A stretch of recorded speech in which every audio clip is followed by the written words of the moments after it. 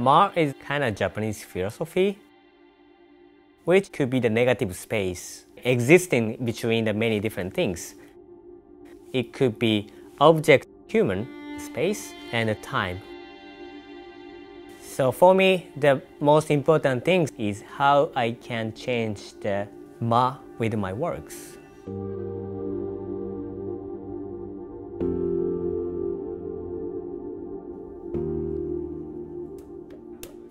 Before I start making work, I have no sketches and I just jump into the clay.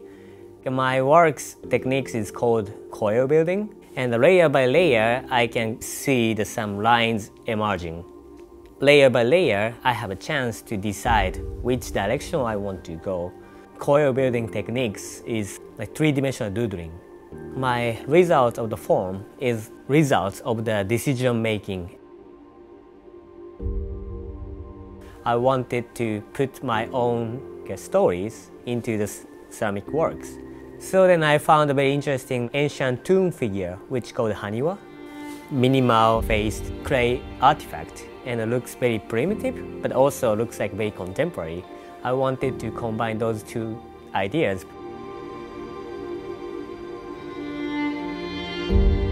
But like many different cultures using the line into their decorations. And in Japan also, I found very old ceramic pots which called Neo-Jomon pots, which is created by lots of layer of the lines. Line creates strong characters.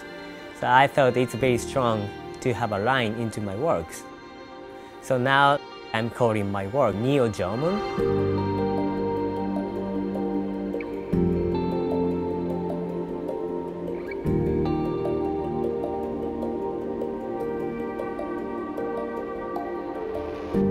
So once I fire to the bisque fire temperature, I apply the glaze, which I made and I formula by myself.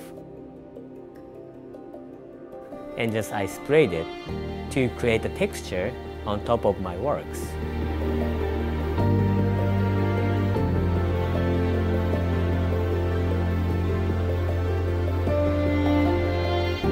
After I sprayed my works, I put my works carefully into the kiln and I fire again. It takes maybe 2 days to get the temperature, and also it takes another 2-3 days to get cool enough. After I fire my piece, my work is done. Recently, I am enjoying to experiment with acrylic paintings. The painting is the same idea of my sculpture.